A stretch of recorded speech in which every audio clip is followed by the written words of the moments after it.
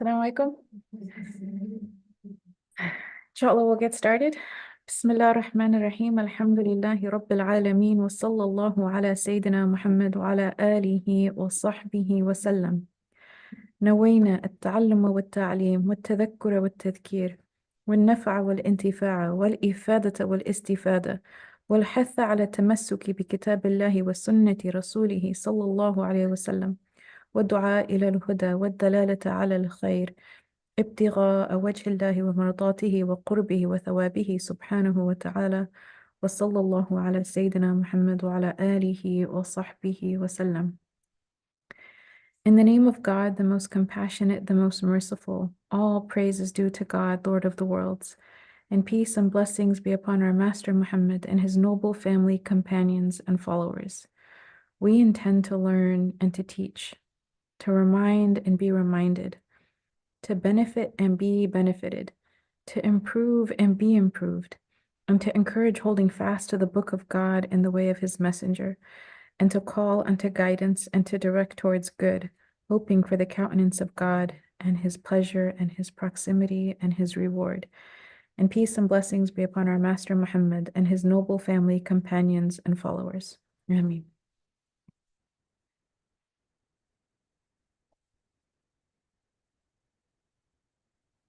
So it's been, alhamdulillah, a while since we've been together, and I'm so happy to be back with you all in 2024. And I'm so happy to start 2024 with Surah Al Naba. And our homework was to try to do some memorizing of the surah in as much as we're able to. And if you didn't do it, no worries, because today we are covering only the first 5 verses. So hopefully the goal is that we get to memorize and take the as review and take the tafsir together. And the other aspect of it was to have someone that is your Qur'an memorizing person. So can I just ask, does everyone here have their Qur'an memorizing person? You have your partner? Everyone has a partner? Okay, you guys all have partners. All right, Maryam, you and I are partners. No, my partner was going to be my husband, but I think it's better if I have you, inshallah. But so it's good to do this with a partner. It is. And one of the things that actually my husband and I in thinking about 2024 and thinking about like our lives in general, especially with after kids and life changes so in different ways at different stages of our lives, that when we make hifz and muraja, like when we're good on our hifz and muraja, everything else in your life falls into place and is structured and is on a particular track. And when you kind of like, oh, let go of that a little bit, then everything else kind of feels like it got let go, like you let go of that too. So so this is, I think, good for us all.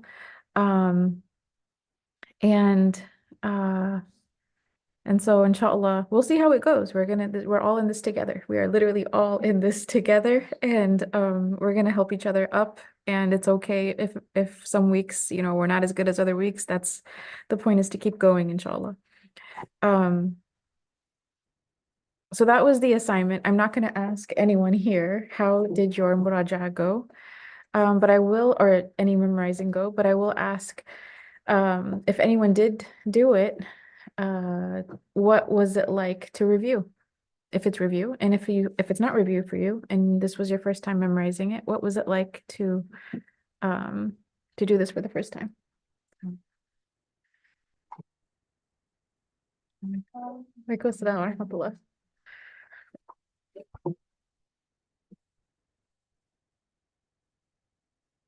I think for me, very humbling. Mhm. Because, like sometimes, I think that's the nature of the Quran. Like it forces you to review and keep, like you can't just say, oh, I have this surah Yeah, down. yeah. You have to keep reviewing. So Yeah. like I noticed at the end of the surah, in particular, I was like, we need to do that. Yeah. So it was really nice. Alhamdulillah. Alhamdulillah. Any other thoughts? I personally found that it reminded me of reciters I used to listen to when I was younger. Like the first time when you're memorizing surahs, like the reciters you like as a kid are not necessarily the same as the reciters you enjoy when you're older. And so like when not a kid, but when you're just younger, right? So when I was younger, um, I loved the recit and I still do love this recitation, but and then it shifted after Ismail was born for I don't even know why, but it just shifted. But when I was younger, it was Sheikh Muhammad Jibreel, his particular recitation, and his recitation would help me memorize. And then now it's Sheikh Minshawi. That's the because I got old. I went straight to elderly phase after the first child. Alhamdulillah. But so that's one thing. I'm gonna as we do Surah Al Naba, and especially with Juz Amma, because the recitations are very beautiful, the surahs are short enough. I'm going to play in the beginning of the class the surah. But actually, before we do that, there was a question that was raised in the last class about qira'at.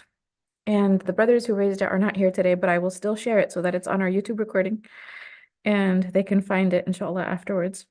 Now, what was mentioned in the tafsir? So the tafsir mentioned three opinions, and this was in verse 12 of Surah Tahrim. And it talks about Maryam alayhi salam, وَصَدَقَتْ بِكَلِمَاتِ رَبِّهَا, right? And then وَكُتُبِهِ. So there's different qira'at. One of them was it said not kitabihi, it said kutub. And those two qira'at are from the canonical qira'at, the 10 qira'at that are recognized. Now there are qira'at that are not from the canonical qira'at, and they're still cited in books of tafsir. So the third one that was mentioned was instead of saying بِكَلِمَاتِ رَبِّهَا, it says بِكَلِمَاتِ اللَّهِ, right?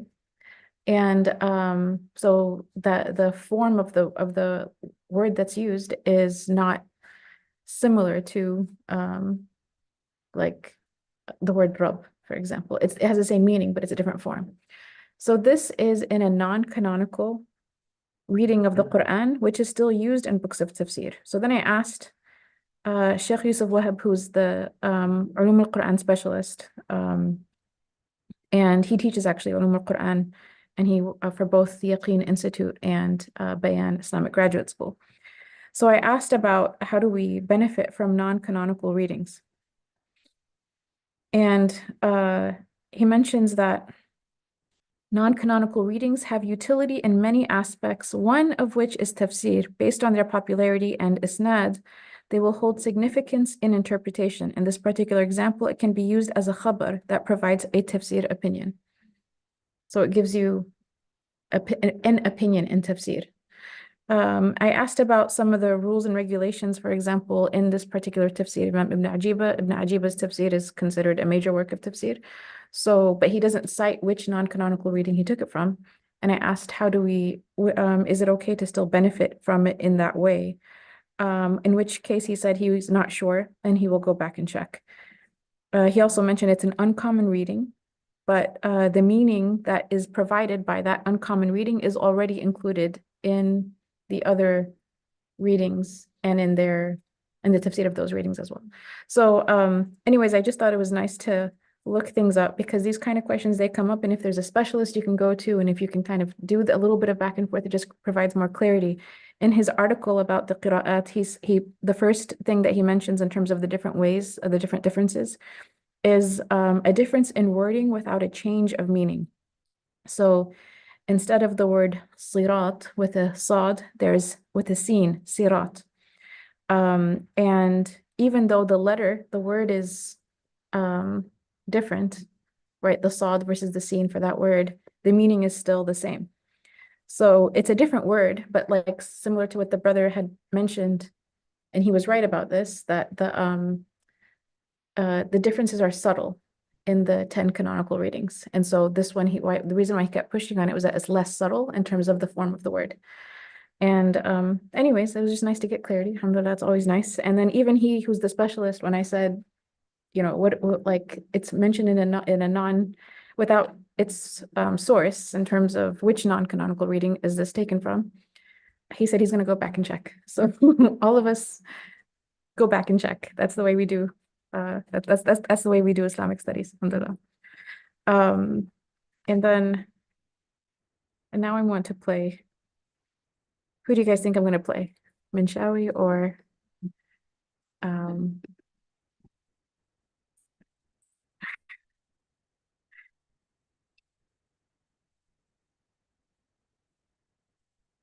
I recently discovered that I can do this to the screen. Alhamdulillah. There we go. So I will play it and we can follow along in the translation. بسم الله الرحمن الرحيم عما تساءلون عن النبأ العظيم الذي هم فيه مختلفون كلا سيعلمون ثم كلا سيعلمون ألم نجعل الأرض مهادا والجبال أوتادا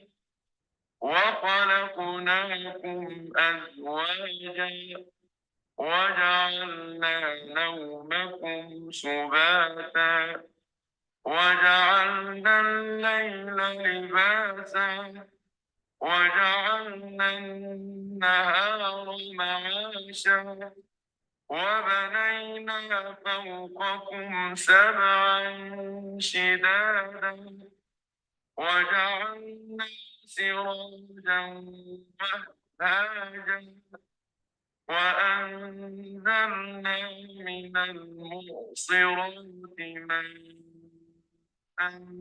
ثجاجا لنخرج به حبا ونباتا وجنات ألفافا إن يوم الفصل كان ميقاتا يوم ينفخ في الصور فتأتون أفواجا وفتحت السماء فكانت أبوابا وسيرت الجبال فكانت سرابا إن جهنم كانت مرصادا للطاغين مآبا لابثين فيها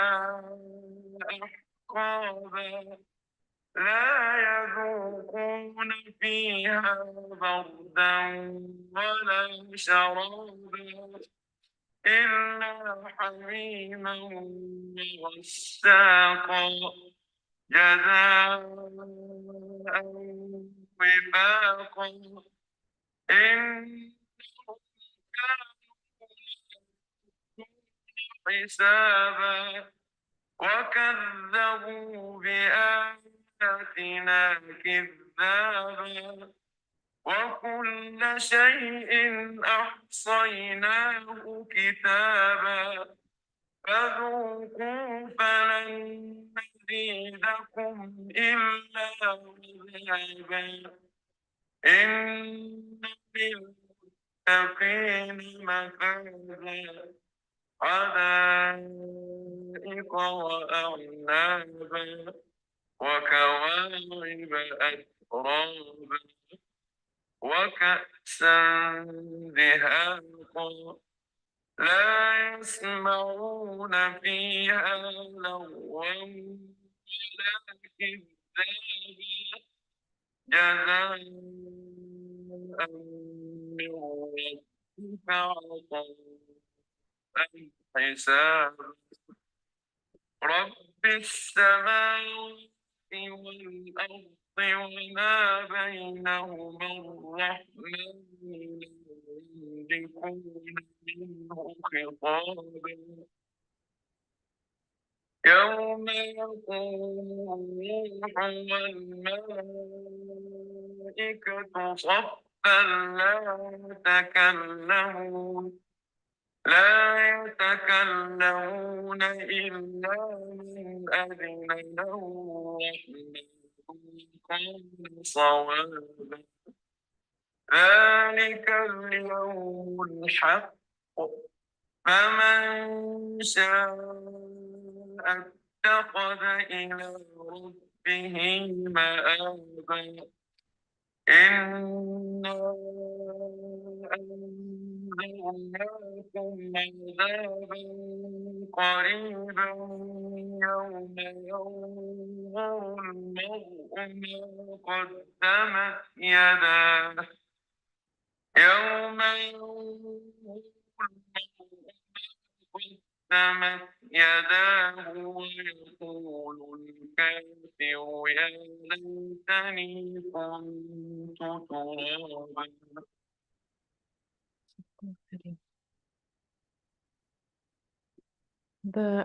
Just the slides it's been cut off on the right side, so a few of the words were missing, but alhamdulillah.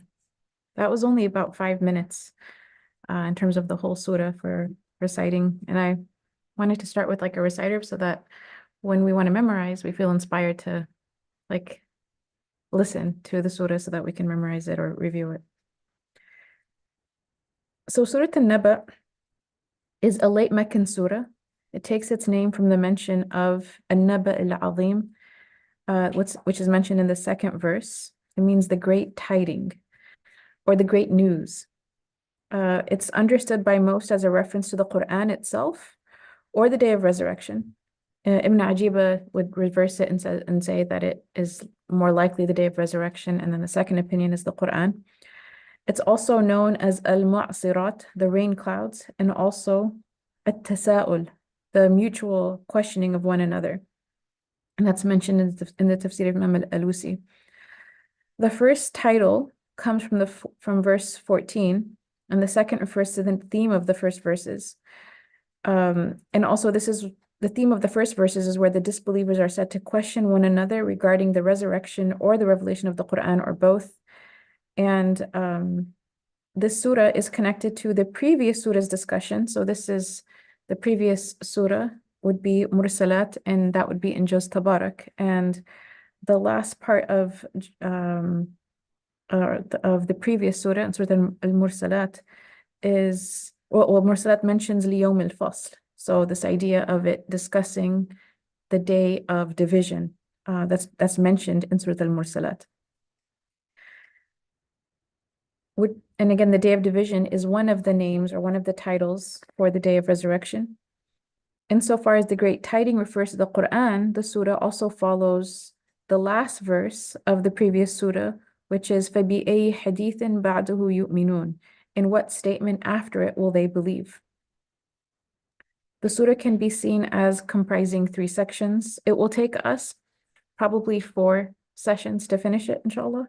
But there's 3 main sections. The first 5 verses is one section, and it discusses the nature of those who do not believe in certain aspects of the Prophet Muhammad's message. And then the terms of the content of the surah, after that, it is most likely a reference to those who do not believe in resurrection. And rather than argue against their disbelief, verses 6 through 16 points to all of those things that God has created as signs that should make the truth evident to those who have an intellect. And so again, rather than to argue with people who are like set upon rejection, the signs are there, pointing out the signs are there for anyone who's actually looking for the truth. I think about, well, there's people who you can show them in plain sight everything that's going on in the world, and they're predisposed to, if it's not in my favor, I'm not interested in believing it. So rather than arguing with them, simply showing the signs to whoever is actually open to the discovery of the truth is a good way to is a good policy. Alhamdulillah. 17 through 40 then discusses the advent of the day of resurrection. And here it's referred to as Liyawm al-Fasl also, in verse 17, and also as the moment that's appointed, right? The miqata. Now, it's mentioned the word yom is mentioned in the surah. I believe it's 4 times, but for that reason, the opinion that it is actually what they're asking about is the great news of the resurrection is considered one of the, or according to Imam Ibn Ajiba, the stronger opinion. So, so that is a short introduction. We'll get started with the first 5 verses. عما يتساءلون, about what do they question one another? عن النبأ العظيم, about the great tiding. الذي هم فيه مختلفون, regarding which they differ. كلا سيعلمون, nay, but they will know. ثم كلا سيعلمون, then indeed they will know. So the first verse is Imam Ibn Ajiba, he says they, when you say about what do they question one another, the word they here is in reference to the people of Mecca. And one position is that they're asking each other, they're in a state of talking to each other about this. And another position is that they are actually asking the believers. They're questioning the believers about this. Again, it's interpreted to mean, the people who are doing the questioning is interpreted to mean the tribe of the Prophet Muhammad ﷺ, the Quraysh, most of whose leaders rejected the Prophet Muhammad ﷺ and the Qur'an at the time of the revelation of this verse. Though this particular reference is not understood to limit it to the more general implications of the surah. So there are, I think, when we finish the 5, we'll come back to what are the more general implications of the surah. About the great tiding, here Imam Ibn Ajiba mentions a lot. The great tiding, An-Naba al-Azim, refers to, again, either the resurrection, al-Ba'th, or the Qur'an itself. And this is there's a verse in Surah Sad, verse 67, where Allah subhanahu wa ta'ala says about the Qur'an, قُلْ هُوَ نَبَأٌ عَظِيمٌ. So the Qur'an has also been called Naba'un Azim in the Qur'an. So that's why that opinion is also there. This idea of the mighty Qur'an. Or Imam al-Razi says the Naba is actually the Prophet Muhammad sallallahu alaihi wasallam. That is he the truth? Is he truly a prophet? Is what he coming with the truth? And at the end of this section, the tafsir mentions, and this is what Imam Ibn Ajiba mentions, that al-ahsan, out of all the different opinions, is everything that came with the Sharia, from resurrection to tawheed to eternal punishment and reward, the Quran, all of it, everything that was sent. So he says that's the ahsan because it encompasses all the previous opinions and provides the biggest context or the widest context to benefit from what's being said. Now, the way that this is worded also is the asl is that they shouldn't be confused. So this amma yatasa'alun, it's in question form. And this question form is to indicate not just that it's not a serious question.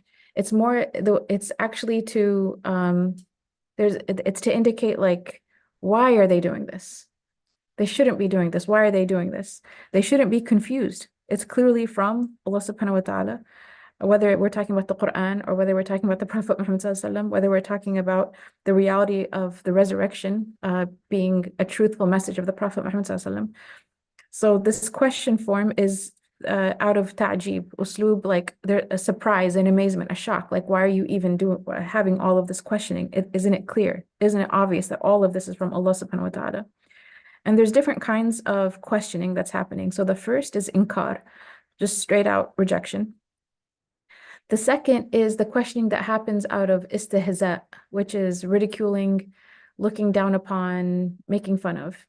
And so this actually was something that the Quraysh did especially when it came to the concept of resurrection, because they didn't believe in it. And so what are we just going to be alive again? And so they would say it in a ridiculing tone. And then the third is that the questioning, there's questioning that's coming because some people were actually confused. They were in doubt, like they were trying to wrap what they were coming from and reconcile that with what they were being told. So there's genuine confusion, there's outright rejection, and then there's making fun of. Imam al-Wartaji, he mentions that as it relates to the opinion that the Naba Azim is the Quran, he says this Qadim is, what's a good way to translate Qadim? Those who take Shaykh Fuad's theology class. Yes, this eternal speech of Allah, he says, no one will get its blessings except Ahlullah wa khasatu, except for the people of God and their elites or their special people. And that's why they were veiled from the fact that it was the truth, because it's so clearly the truth that you have to be veiled. You have to be totally, concealed from it.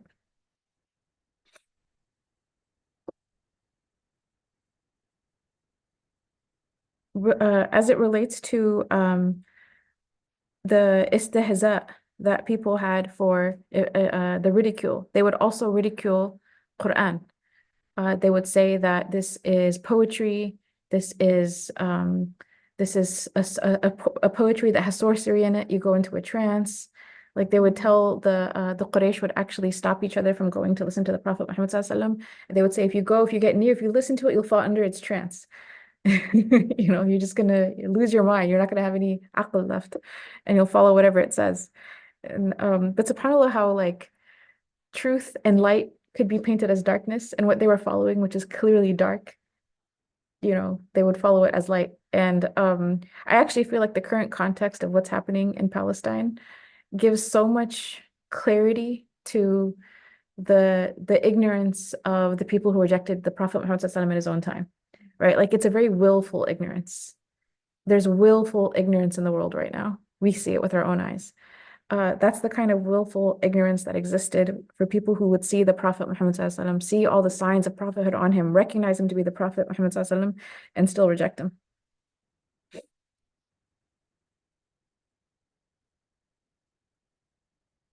Regarding that which they differ.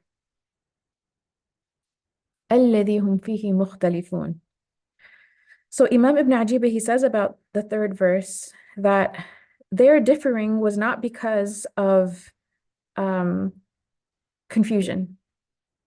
Says, even though there are people who are confused, the actual cause of their differing is that they wanted to differ with the Prophet Muhammad Sallallahu Alaihi Wasallam. They wanted to reject him. So all of this commotion is happening as a way to say no to what the Prophet Muhammad Sallallahu Alaihi Wasallam was coming with.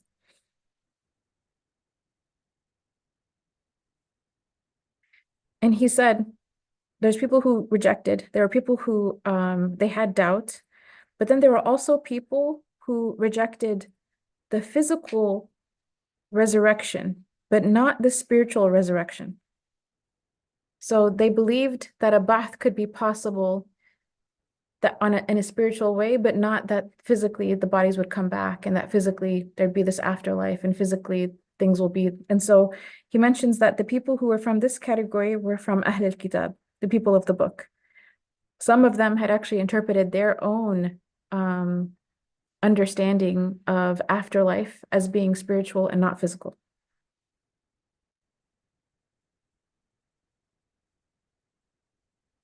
They also differed. There was differences amongst them about why is the Qur'an wrong. So again, some said it was magic, some said it was sihr. Other people said that it was a form of divination and fortune telling. And then the third category, again, which I thought was very telling for the time that we live in, is that they believed it to be true. They accepted it, but they chose to deny it out of jealousy. So and this is both in reference to the Quran, where they listen to the Quran and they realize this is the book of God, and the Prophet Muhammad Sallallahu Alaihi Wasallam, and they realize he's the Prophet of Allah, and they realize they know it. And again, he says a category from Ahl al-Kitab. From other parts of Sirah, we know that the Jews of Medina in particular recognized the Prophet Muhammad Sallallahu Alaihi Wasallam as a prophet, and they made a decision. They had a council meeting and they made a decision to fight him because he wasn't Jewish. So anyways, it's when you think about it from that time, I used to think, how could people know someone's a prophet of God? How could people know, and still reject? And I'm like, people see a genocide and they can't call it a genocide. There's images, there's like the numbers are there, there's live footage, there's all this proof. You have more proof to the ceiling and back, and denial and of the truth for the same reason. It's not self-serving. There's a jealousy. Why I don't want them to be the people who receive the world's compassion and mercy. I don't want them to be the people who get to have their homeland back. It's rooted in and hasad is from shaitan.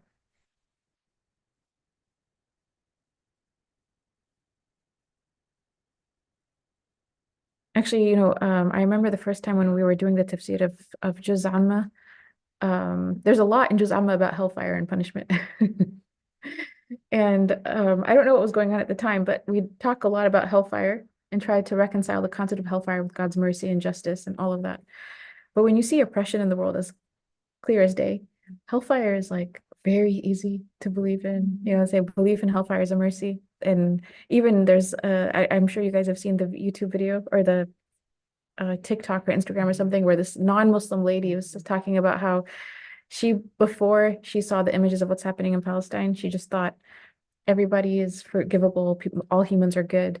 And then she saw what was happening, and then she's like, these verses, some of the harshest verses about hellfire in Surah Al Nisa, she was like, I think these verses are talking about them. It was like, wow, not even we have said, subhanAllah. But yeah, this surah does talk about hellfire.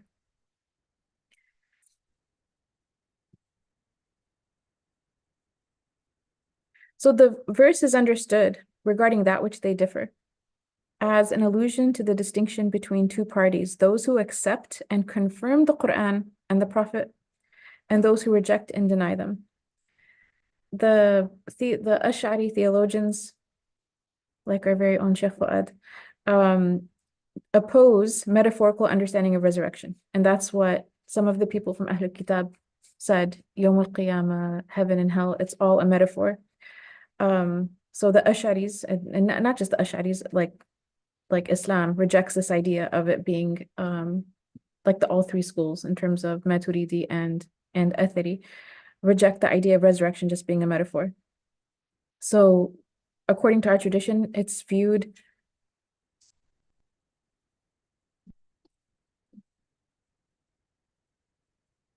so the others, I should say, they viewed it as an allusion to the different degrees and modes of rejection and denial.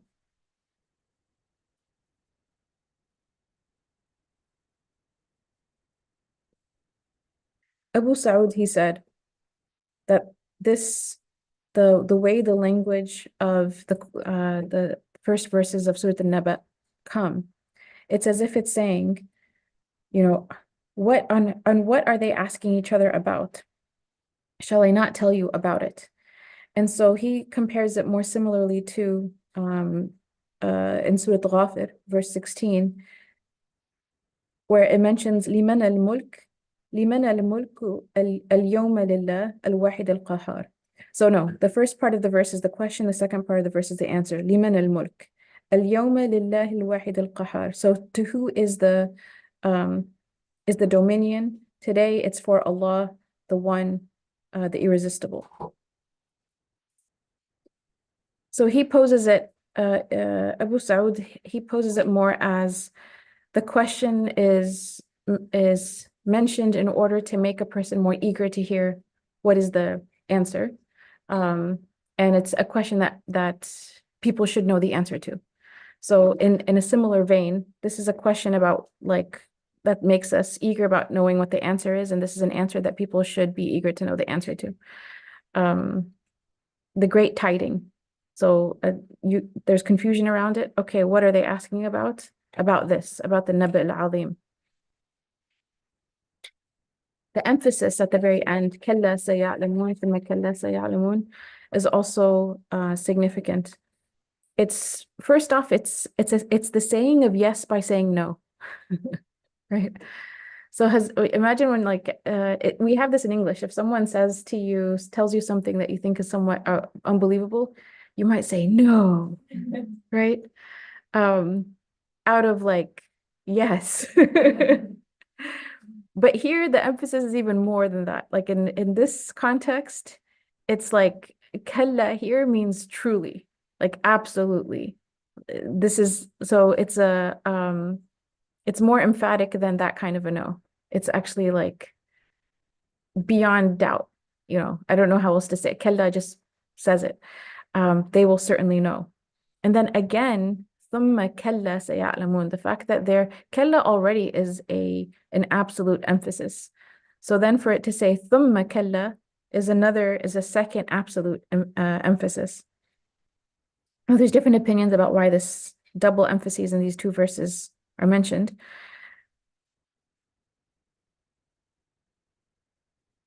So one opinion is that the two verses are both addressed to disbelievers, and the repetition is seen as an emphasis so that it should shake them. Like, you're rejecting the day of judgment, you're gonna find out. Oh my goodness, are you gonna find out? You know, like it's like a warning, a very heavy warning. That's if both verses are both addressing the people who disbelieve in al-Ba'ath and the Quran and all of that. The second opinion is that the two verses address two different groups. So the first is to the disbelievers, and then the second is to the believers. If it's addressed to two groups, then verses 21 through 30 correspond to the punishment of the disbelievers and what they will know, right? So the rest of the surah has descriptions of what people in hellfire go through and what people in paradise go through. So the first part, كَلَّا سَيَعْلَمُونَ, the disbelievers, they will know, and then the surah tells you what they will know. And then ثُمَّ كَلَّا سَيَعْلَمُونَ, if this verse goes to the believers, and then there's descriptions of paradise of what the believers will then know. And that's verses 31 through 36. But if it's both verses are for the disbelievers, then verse 4 can be seen as a reference to knowing the truth of resurrection, and verse 5 as knowing the truth of the punishment. Because first people are resurrected, right?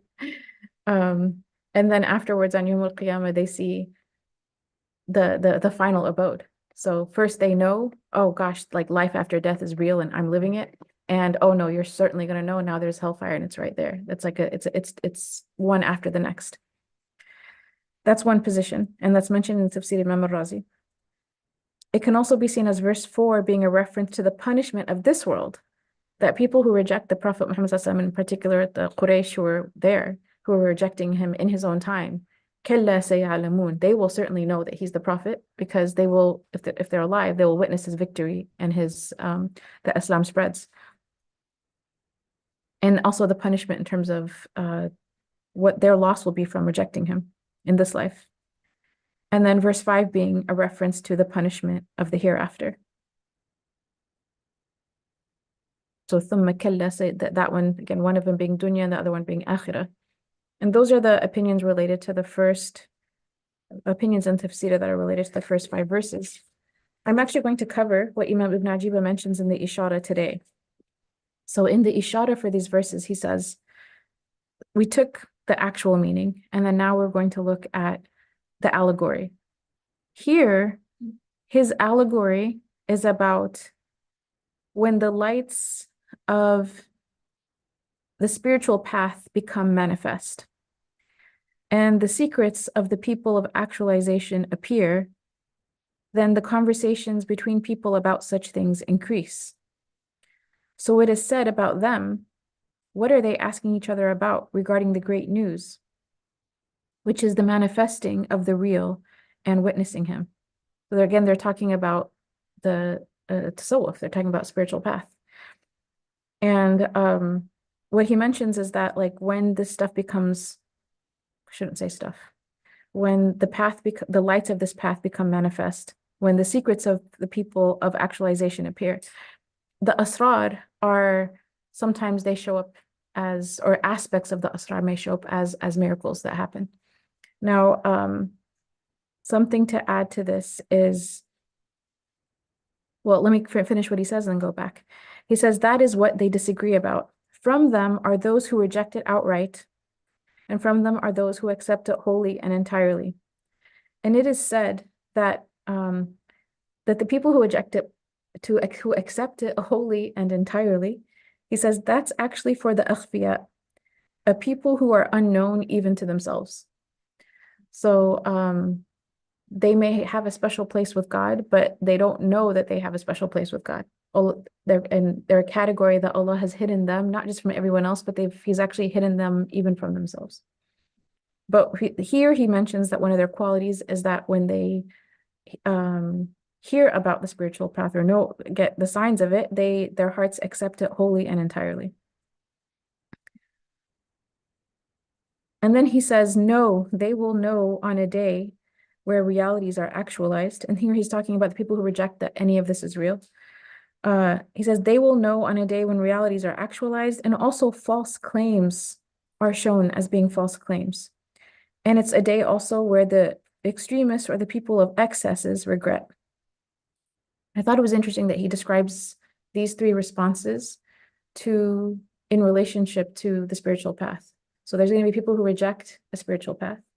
There's also going to be people who make false claims to it, right? And the Prophet Muhammad ﷺ, he prophesied that, and he warned us about it. And then there's the people of excesses.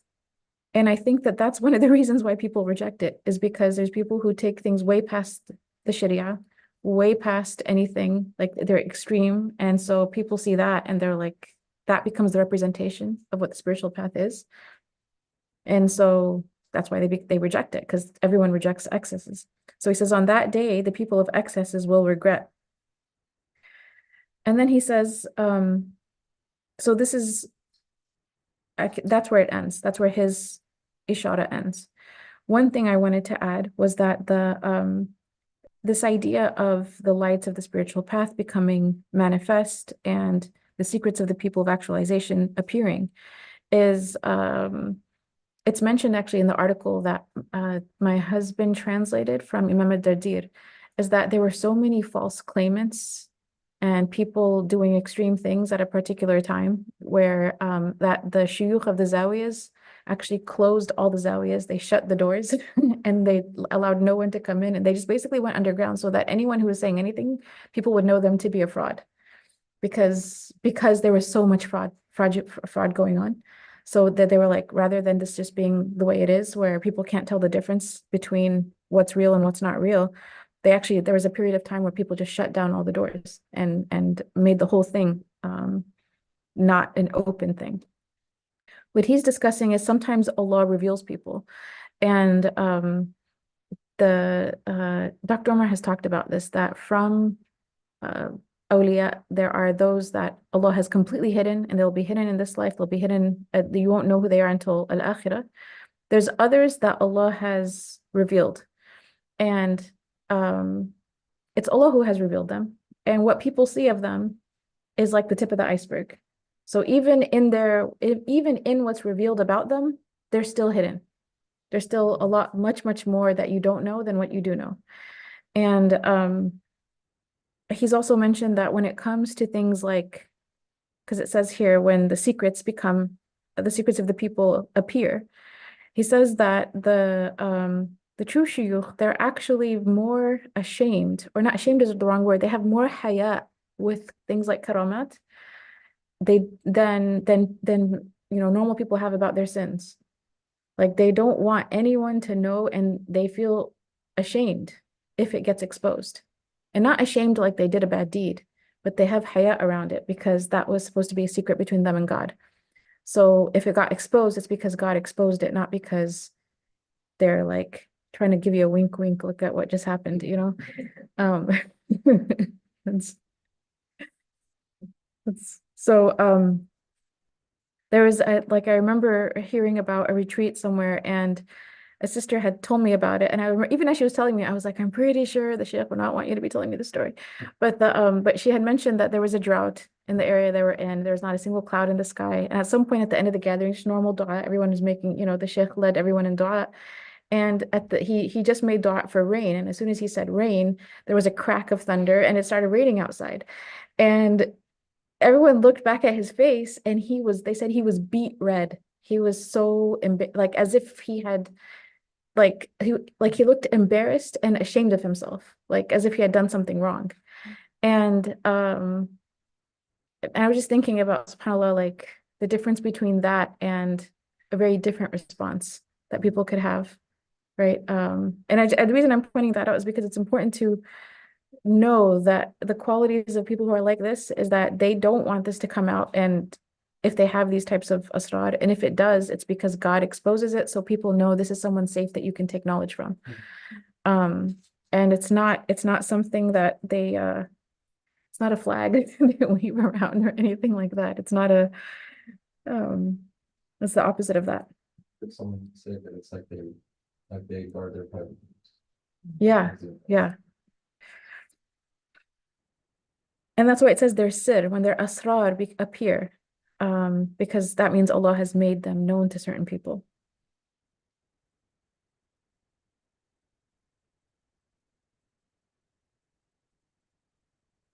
So one of the things about this in general is that in terms of like the assignment that I wanted us to actually take for ourselves is there's just reflecting on both the outward meaning of these verses and the metaphor that Imam Ibn Ajiba talks about is the everyone has something everyone has a sir with Allah. Everyone does.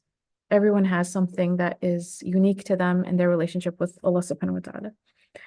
And when we are doing whatever it is we're doing in terms of our own lives, it's important to guard some of what we're doing with secrecy.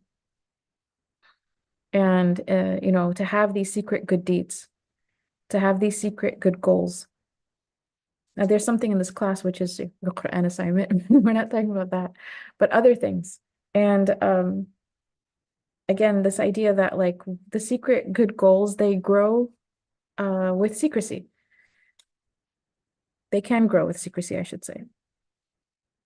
And there's a beautiful narration of the Prophet Muhammad ﷺ. It's been, the meaning of which has been debated, but or not the wording, but the meaning of which is not debated. It's considered sahih. Where the Prophet Muhammad ﷺ, he said, "Ista'inu ala injah al-hawaiji bil-kitman fa-inna kulli dhi ni'matin mahsud."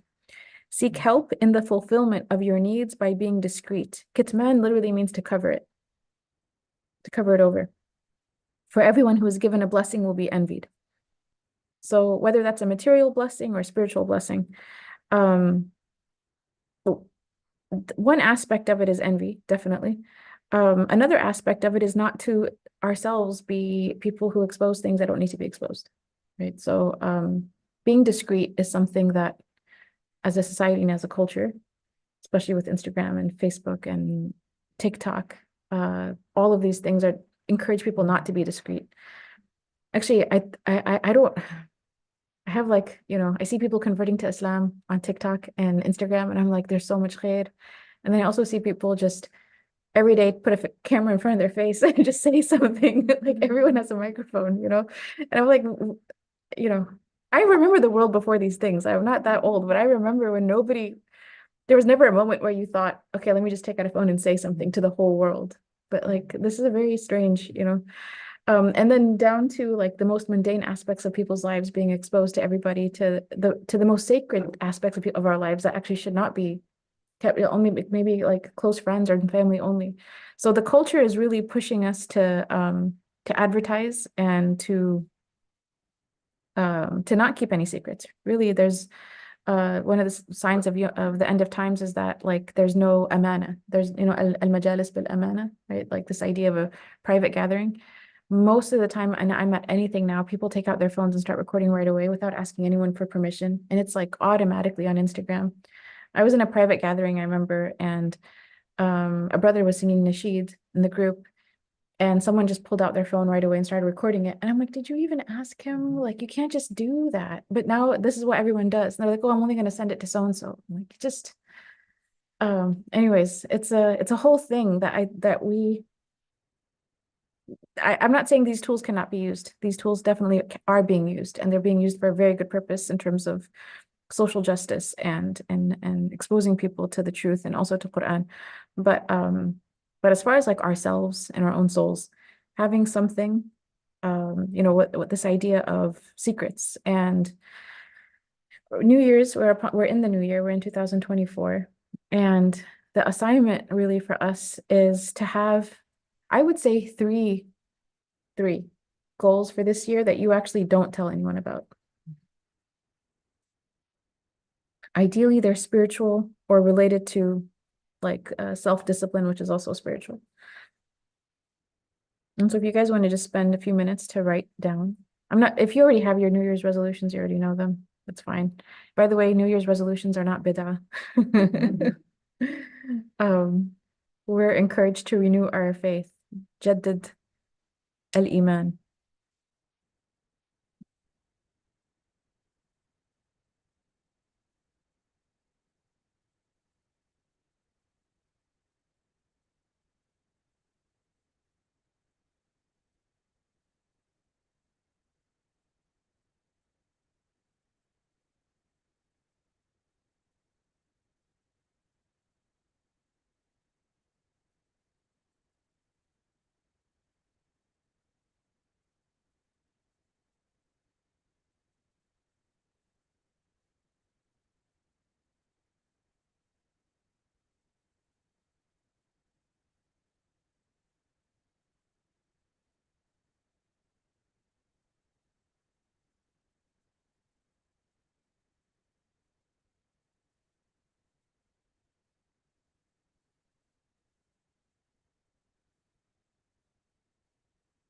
Emotional people like deeds and sometimes.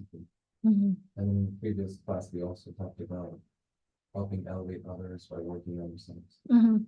Where's the balance where you might share something you're doing to encourage others, Mhm. and you have the right intention, but how do you know whether it's secret or might you get somebody else to do something? I would imagine that it like in a situation where you're consistent on what you're doing and you've already like done it, you know? So you're not talking about I'm gonna try to do this. And I think there's even something about like if you tell people what you're gonna try to do, there's like a false sense of accomplishment that you get. It's kind of like going to a bookstore and buying a bunch of books. You feel like you read it, but you didn't, you just bought it.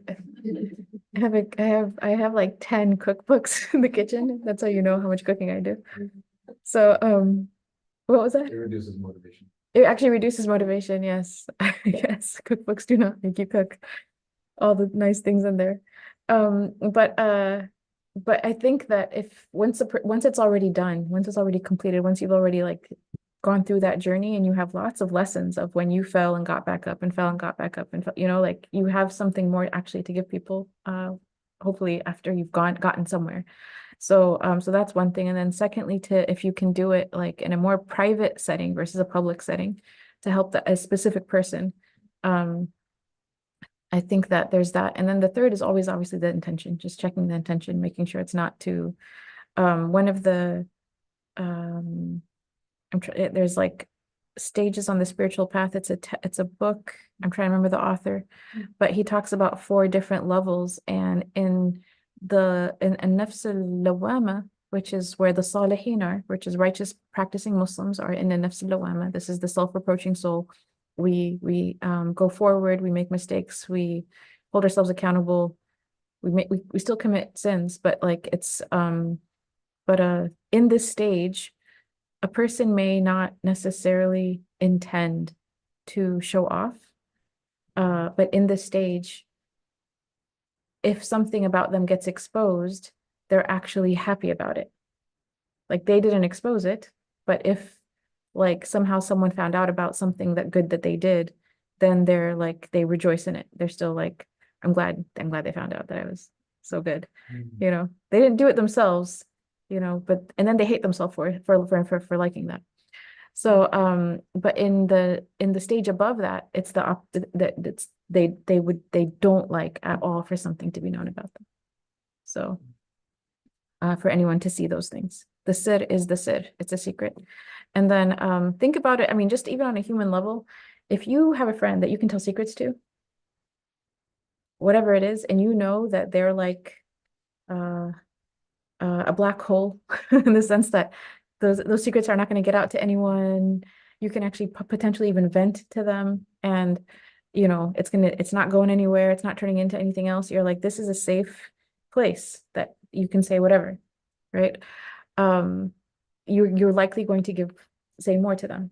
Now, obviously, Allah is above the human examples that I just mentioned, but it's often said that secrets are given to those who keep them. So, in general, and also Imam Nawawi mentions this too. He says that there's a very fine line between trying to set a good example and riya. So he says, be really aware of your intention. So.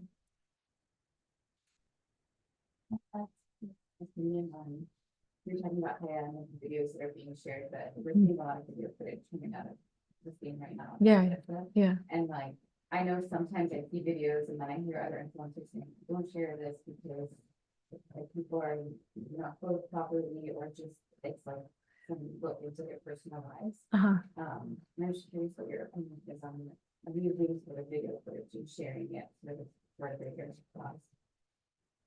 To be honest, I don't know. I like on one hand, I know that the video footage is changing the narrative. So, and that's been very important, you know, in terms of at least like we can't you know, we can't like physically with our hands like stop the Israeli government from doing what it's doing. But something about talking about it is creating, especially on social media, is creating enough of a commotion around the globe that there's pressure for a ceasefire, just adding pressure for it. And the idea that it's also like with all of the money that Israel's spending on PR, like Muslims who have just, you know, for free, we're just continuously trying to expose people to the truth. I know there's both opinions. I know that like, for example, it's people have likened it to when the mother of Emmett Till, she deliberately kept the casket open so that everyone could see the brutality of what a child was killed with. And that the horror of that just, you know, making people realize this is what racism has led to. So there's that there. And then on the other hand, there's like the sacredness of the body and the dead in general, and that the dead being honored, and they don't know that they're being photographed and their bodies are being exposed to the world like that. I know that there's certain images that show like the bags. To me, the body bags are just as graphic. I can't look at I personally can't look at anything where someone has passed away and it's been the body has been dismembered, anything where it doesn't look like a normal body. Like I can't see it. My automatic response is to look away. If they're alive and they're wounded, I can still look at it, but I can't look at the bodies when they're not like that. So I don't know. I know that both opinions exist. I think it's an ijtihadi issue,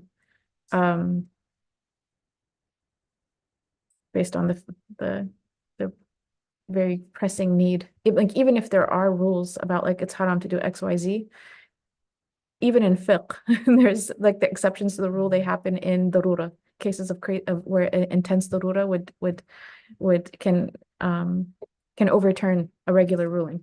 So I see space for both arguments.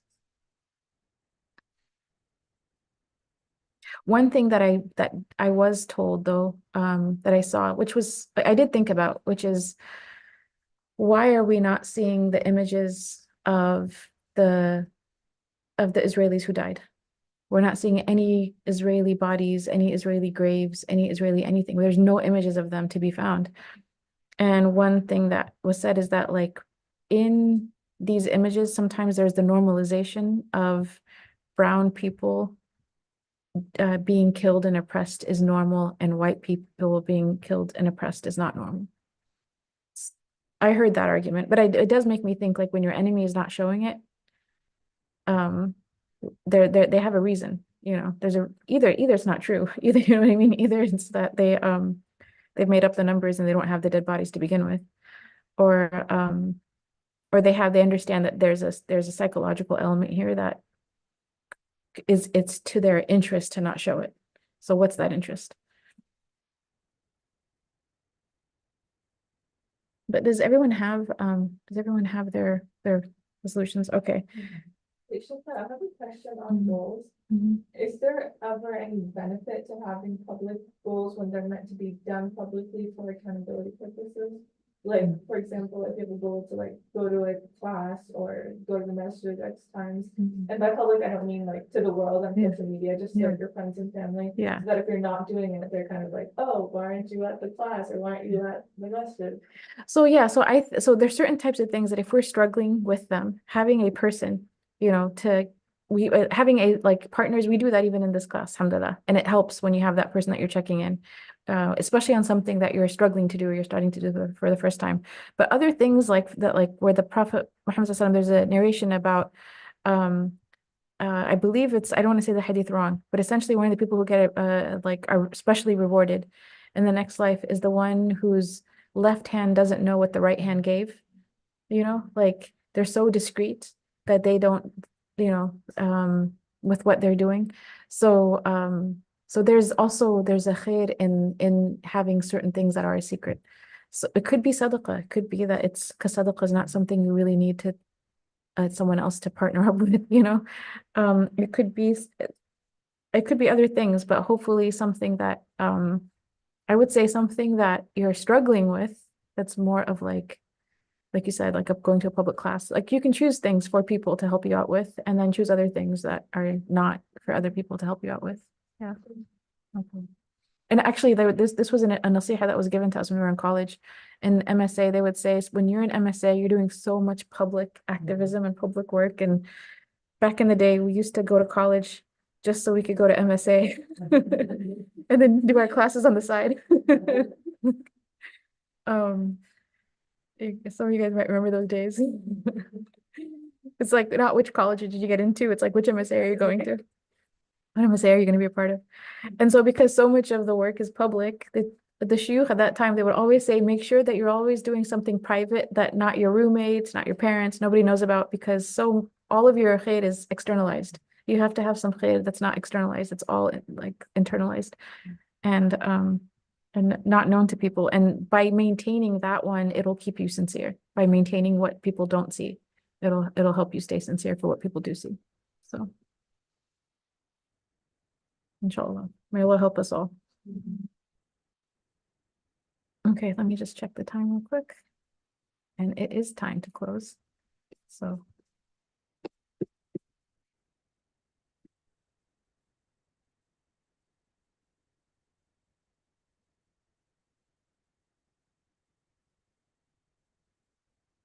for the memorizing aspect, for next week, we're going to cover, inshallah, verses 6 through 13. 6 through 16, actually. 6 through 16 for next week. So it's 10 verses. So if you would like to, if you haven't done the 5 for today, you can just do the 5 for today for next time. If I would say that the 5 for today are easy to tag on to the next 10. So inshallah. بسم الله الرحمن الرحيم اللهم وفقنا لما تحبه وترضاه وجعلنا من عبيدك السعداء وأمتنا على كلمة الهدى علمنا ما ينفعنا ووفقنا للعمل بما علمتنا به واجعل ما نحن فيه خالصا مخلصا لوجهك الكريم آمين يا رب العالمين اللهم اجعل تجمعنا هذا تجمعا مرحوما وتفرقنا بعده تفرقا معصوما لا شقيا منا ولا محروما وصلى الله على سيدنا محمد وعلى آله وصحبه وسلم. O God, give us success to attain what you love and are pleased with. Make us amongst your felicitous servants. Allow us to die on the statement of guidance. Teach us what will benefit us and give us the success to act upon what you have taught us. Make that in which we are engaged pure and devoted to your noble face. Ameen, O Lord of the worlds. O God, make this gathering of ours a gathering enveloped in mercy, and our parting thereafter a parting of our sins purged and forgiven, not one of us wretched or deprived. And peace and blessings be upon our Master Muhammad and upon his noble family, companions, and followers. Ameen.